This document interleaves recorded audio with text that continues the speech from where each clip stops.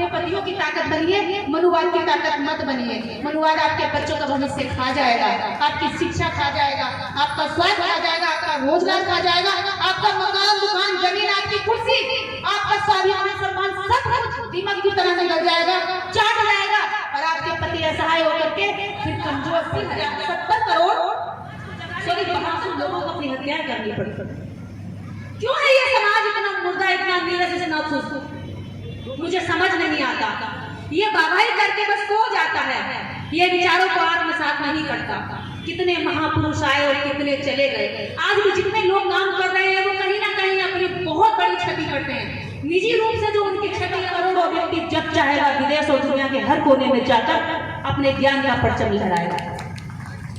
बाबा साहेब की एक एक वचन उन्होंने अपने जीवन में रहते रहते पूरा किया। आज हम भी प्रतिज्ञा लें कि ये बाबा साहेब आपकी जन्म जयंती पर हम केवल यहाँ हलवा पूरी खाकर पेट की भूख मिटाने नहीं आए हैं, केवल रैलियां मनाकर शाम को थककर सोने के लिए नहीं आए हैं। आज से हम जगने के लिए आए हैं, वो जागरण के लिए आए हैं। जो जागरण यहाँ लोग नहीं पहुंचे हैं उन लोगों को जगाना हमारी जिम्मेवारी है। जो पीछे रह गए हैं उनको हाथ पकड़कर उठाना हमारी इच्छा नागरिक बनाने के लिए। इसलिए समस्त अम्बेडकरवादियों से अपील है कि वे महिलाओं को बिल्कुल छोटा ना आके, उनको कमजोर ना समझे। उनके हाथ में आपका भविष्य और वर्तमान दोनों होता है। भविष्य वो जो आपका बच्चा है और वर्तमान वो जो आप दिन भर मेहनत करके कमाते हो, जो पैसा लेकर आते हो, वो पैसा कहाँ देते हो? डॉक्टर अम्बेडकर अपनी पुस्तक लिखते हैं वेटिंग फॉर वीजा। उसमें लिखते हैं कि अंग्रेजों को लगता है कि भारत को अंग्रेज चला रहे हैं, लेकिन अंग्रेजों का कब्जा मात्र भारत में 10% है। क्योंकि जब अंग्रेज भारत में थे तो 67,000 केवल अंग्रेज थे और कुछ हजार यहाँ भारतीयों की संख्या थी। और इस संख्या में केवल 67,000 लोग थे जो शासन प्रशासन में थे। उसके बाद उन्होंने जो भर्तियां कर रखी थी उन सब पर कब्जा ब्राह्मण ने किया हुआ था। क्योंकि ब्राह्मण को पोथी पत्र पढ़ना आता था और पढ़े लिखे लोगों को ही वो प्रशासन में बिठाते थे।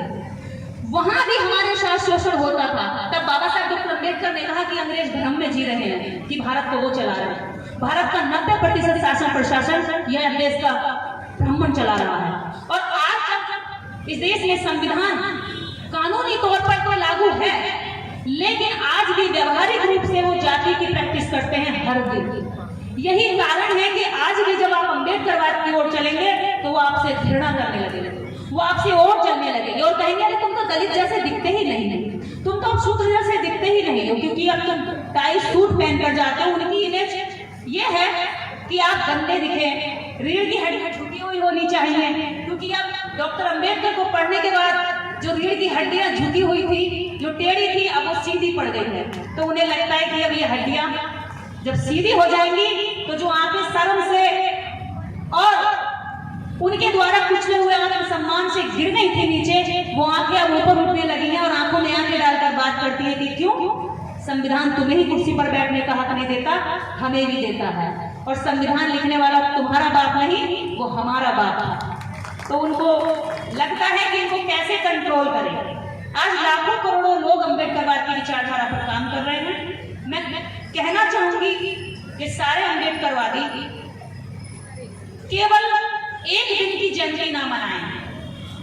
अगर आप जय भीम कहकर कदम निकल जाते हो और जयंती मनाकर सो जाते हो साल भर, तो आप में और उन लोगों की राम राम में कोई अंतर नहीं है।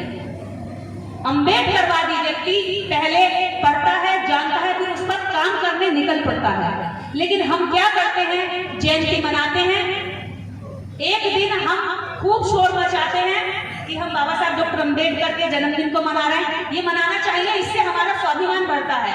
लेकिन अगर हमें हमारी पीढ़ियों तक को स्वाभिमानी बनाना है तो हमें हर दिन अम्बेडकरवाद के विचार को जीना होगा, जीवन में उतारना होगा।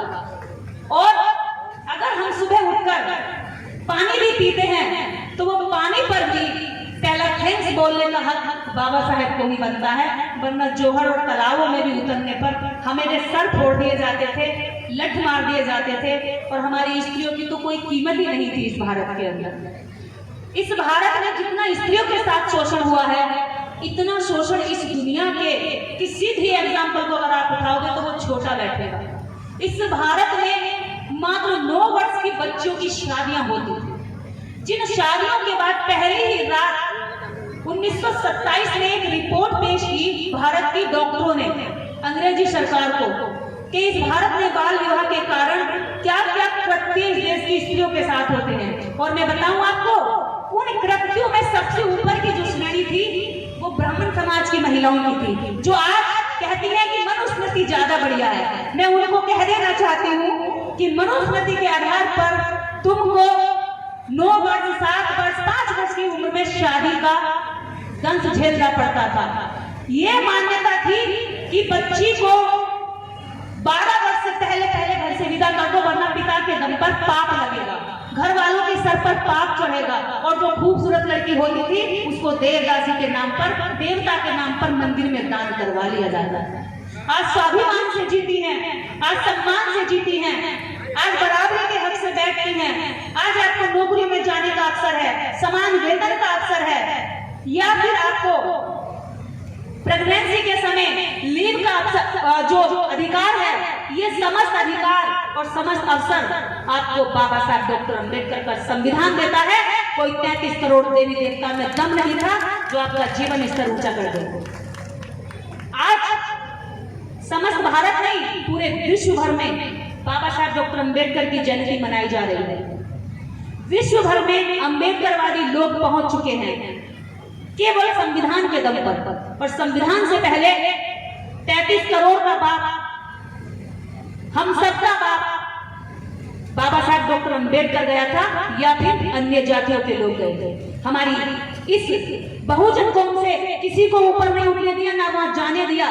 लेकिन बाबा साहब डॉक्टर अंबेडकर ने कहा वेटिंग फॉर वीजा में कि आज मैं भले वीजे के लिए इंतजार कर रहा हूं, लेकिन मैं आज खुद से वादा करता हूं और प्रण लेता हूं, इस देश का करोड़ों व्यक्ति जब चाहेगा विदेश और दुनिया के हर कोने में जाकर अपने ज्ञान का परचम लहराएगा। एक बाबा साहेब की एक एक वचन उन्होंने अपने जीवन में रहते रहते पूरा किया। आज हम भी प्रतिज्ञा लें कि ये बाबा साहेब आज की जन्म जयंती पर हम केवल यहाँ हलवा पूरी खाकर पेट की भूख मिटाने नहीं आए हैं, केवल रैलियां मनाकर शाम को थककर सोने के लिए नहीं आए हैं।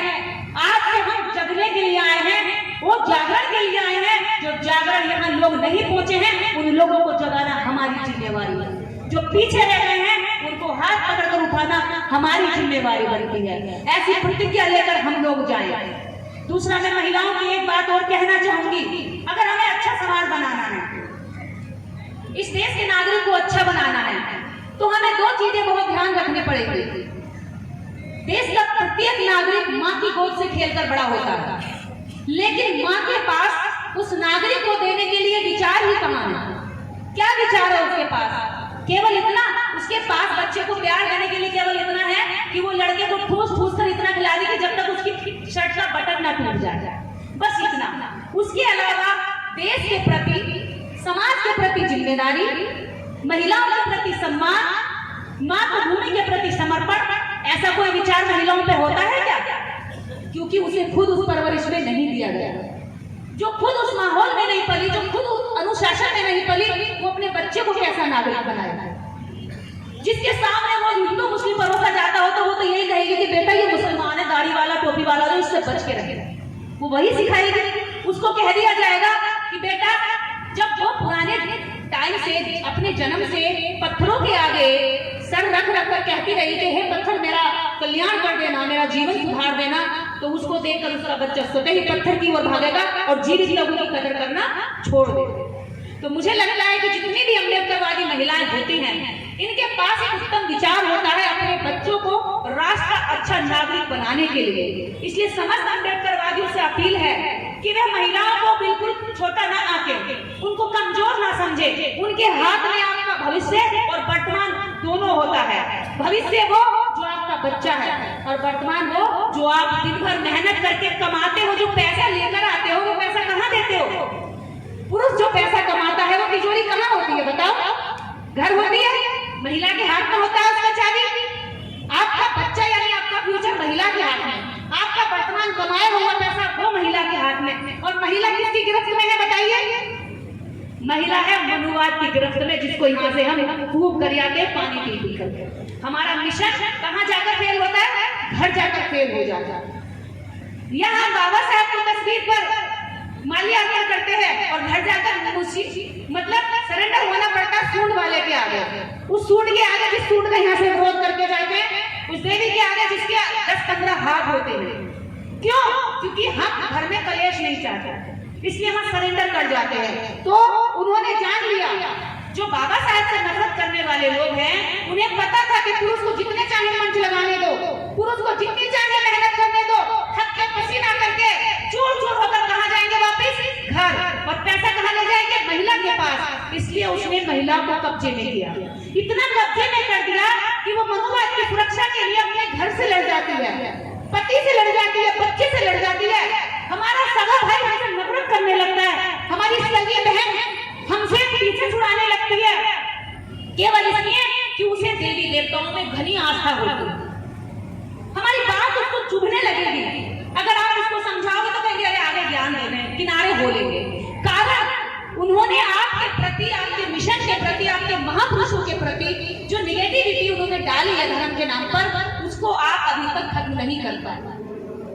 क्योंकि आपने पुरुषों के मंच लगाए, एक दूसरे का सम्मान किया और महिलाओं को केवल इतना इस्तेमाल किया कि वो मालाएं लेकर आए, सुंदर सज धज कर आए, ग्लैमर के रूप में उनका यहाँ मंच पर प्रयोग किया जाए। मैं आज इस मंच से एक शर्मिंदगी और महसूस कर रही हूँ। मैं यहाँ केवल 3 महिलाएं बैठे हैं। मंच अम्बेडकरवादी तभी सिद्ध होगा जब 20 पुरुषों में 10 महिलाएं बैठी होंगी, अन्यथा हम फर्जी अम्बेडकरवाद चला। अगर वास्तव में परिवर्तन चाहते हो तो परिवर्तन पर काम करना पड़ेगा, और अगर लीडरशिप पे काम करना चाहते हो तो खुद से लीडरशिप करो। हम पूरा साथ देंगे, हम चाहते हैं कि अच्छे लीडर समाज में तैयार हैं। अगर हम नेताओं को गाली देते हैं तो हमें खुद की भी जिम्मेदारी देखनी पड़ेगी कि हम कितने जिम्मेवार हैं। वो नेता यूं ही नहीं चले जाते। आज संसद और विधानसभा में आपके नेता गूंगे बनकर क्यों बैठे हैं? कारण यही है कि आप अपने अधिकारों के प्रति और अपने कर्तव्यों के प्रति ईमानदार नहीं। कहीं ना कहीं बेईमानी हम भी करते हैं, कहीं ना कहीं धोखा हम भी अपनी जिम्मेदारियों के साथ कर रहे हैं। अगर हमें वास्तव में परिवर्तन चाहिए तो हमें 2 चीजों पर काम महत्वपूर्ण करना होगा। ज्योतिबा फूले ने जान लिया था कि मैं समाज में परिवर्तन करने में असफल रहूंगा, इसलिए उन्होंने सावित्रीबाई फूले को पढ़ाने में संघर्ष किया। फिर सावित्रीबाई फूले को समाज में पहुंचाया। बाबा साहब ने संविधान लिखने के बाद ये बात समझ गए थे कि संविधान लिखने के बाद भी समाज और राष्ट्र की अच्छी उन्नति होने में अभी भी बाधा आएगी, इसलिए उन्होंने अलग से हिंदू कोड भी लिखा। मुझे लगता है कि अम्बेडकरवादी भी अपने महापुरुषों से सीख लेंगे, और आधी अधूरी नहीं, मतलब की इतनी नहीं कि जितनी उनके काम की इतनी ले ली और बाकी जो उनके मतलब की स्वार्थ नहीं है वो छोड़ दे। ऐसे नहीं चलेगा भाई।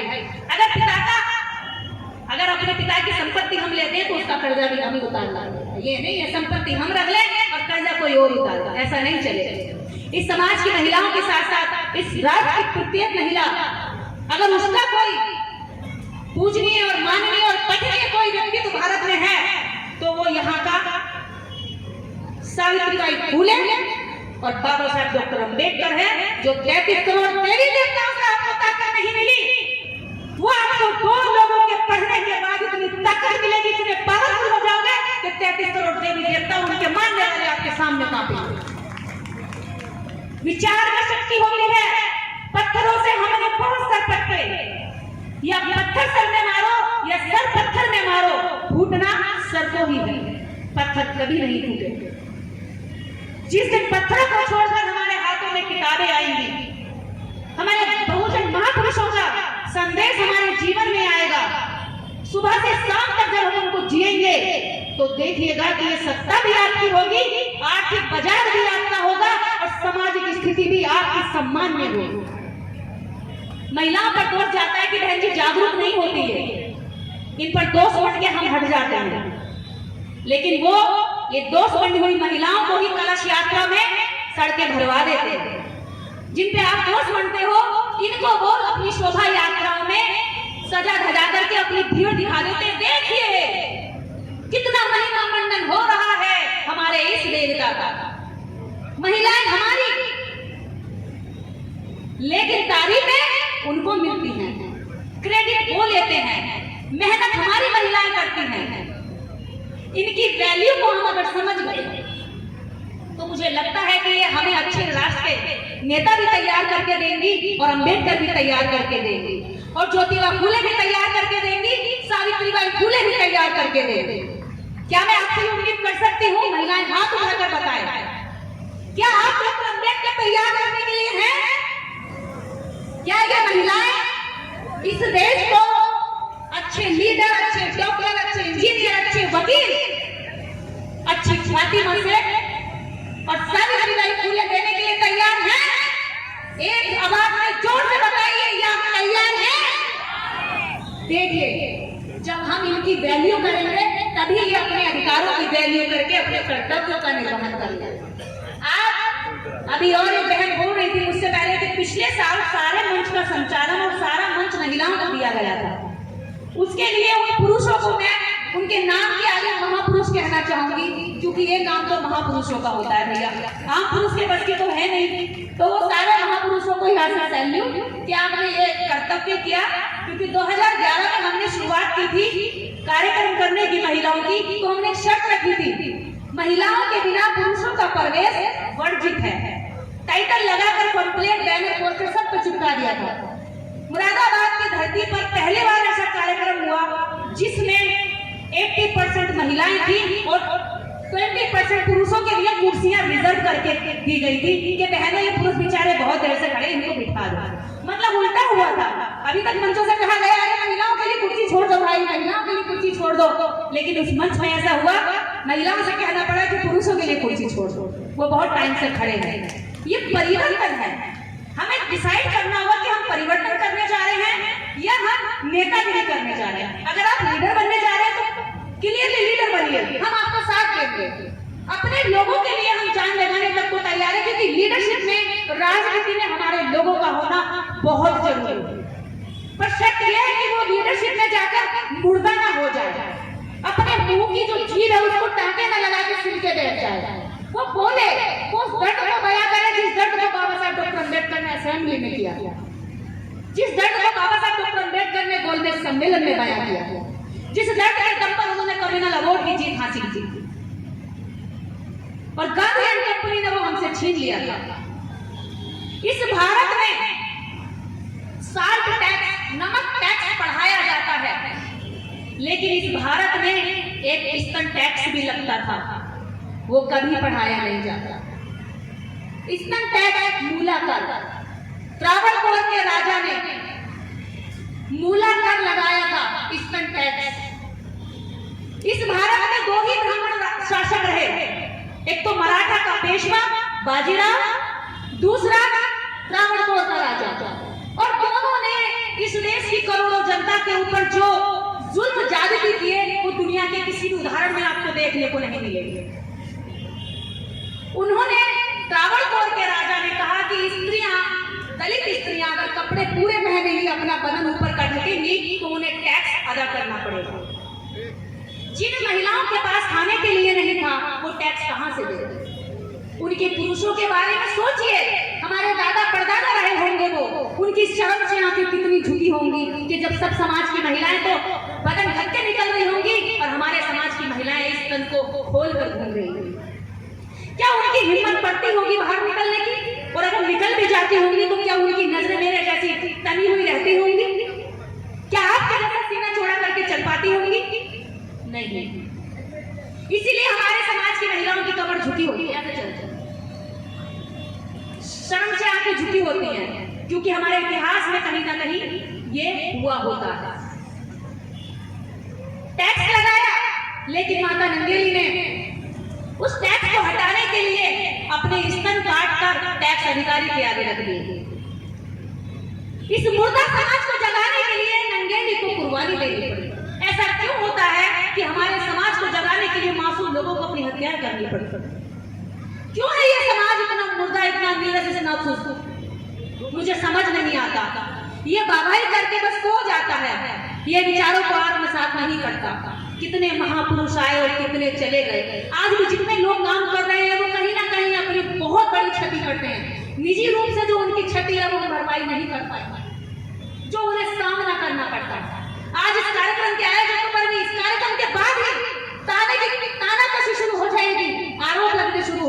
कि अरे इनमें तो ये कमियां थी, और वो आराम से सो रहे होंगे जिन्होंने कोई जिम्मेदारी नहीं निभाई होगी। मेहनत करने वालों पर, कुर्बानी देने वालों पर हमेशा प्रश्न चिन्ह खड़ा हुआ। नमक टैक्स बढ़ाया गया और गांधी ने दांडी आंदोलन किया। केवल पैदल चलने की यात्रा का विश्लेषण किताबों और इतिहास में लिखा है, लेकिन नंगेली ने इसका टैक्स को खत्म करने के लिए अपने हिस्से काट के दे दिए। वो इतिहास कहीं किताबों में नहीं मिलता। क्या आपने कहीं नंगेली का इतिहास पढ़ा है? पढ़ा है कहीं किताबों में? हमने भी नहीं पढ़ा। इस देश में गांधी को पढ़ाया जाता है, अंबेडकर को छुपाया जाता है। इस देश में नौ दुर्गा, काली कपाली, खप्पड़ वाली का गुणगान किया जाता है और सावित्रीबाई फुले को अपमान दिया जाता है। इस देश में आज भी नखून बराबर काम करने वाली उच्च जाति की महिला का महिमा मंडन किया जाता है और शोषित वंचित समाज में काम करने वाली, हजार गुना काम करने वाली महिला को भी उपेक्षित नजरों से देखकर गाली गलौज के साथ अपमानित किया जाता है। यही है गैर बराबरी। जिन लोगों ने जातिवाद नहीं सहा, उन्हें लगता है कि कोई छोटी सी बात, छोटी सी घटना।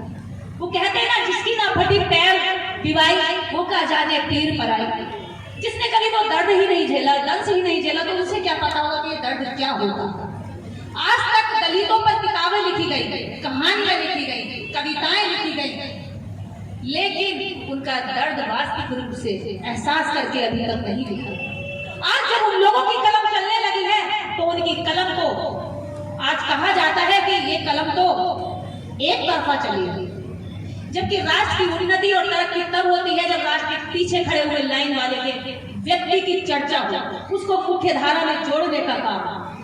लेकिन यहाँ जब आप दरिद्रों की, गरीबों की, कमजोरों की, वंचितों की आवाज उठाएंगे, तब आप पे टैग लग जाएगा कि एक पर्टिकुलर जाति का व्यक्ति। और एक टैग भारत में वो चला रहे हैं, अच्छा अम्बेडकरवादी हो, शायद चमार हो, नहीं, शायद नहार हो, नहीं, तो क्या हो, यादव हो, नहीं, अच्छा पटेल हो, नहीं, तो फिर क्या हो।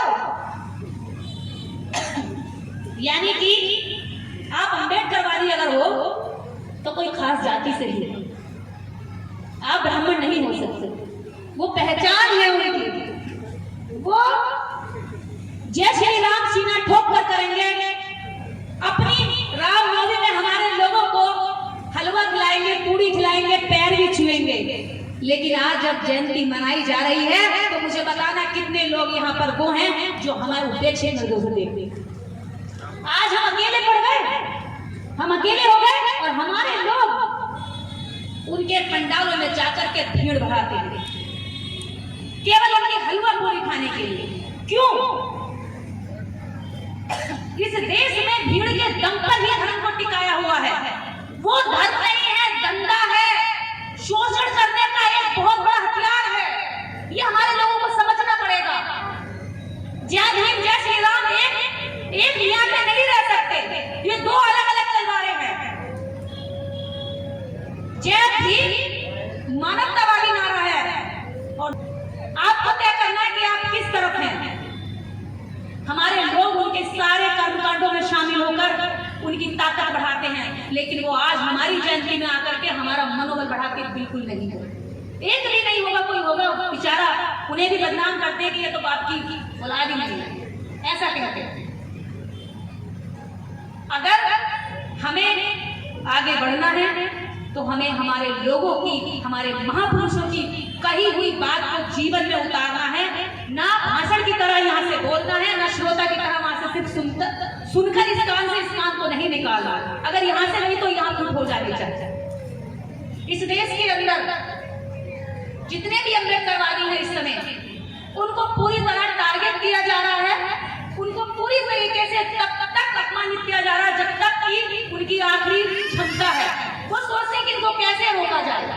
तब बाबा साहब डॉक्टर अम्बेडकर को सताते थे, आज वो बाबा साहब डॉक्टर अम्बेडकर को मानने वालों को सता रहे हैं, क्योंकि उन्हें पता है कि इस देश में अगर कोई क्रांति हो सकती है तो वो डॉक्टर अम्बेडकर की विचारधारा से हो सकती है। वो नहीं डरते किसी भी चीज से।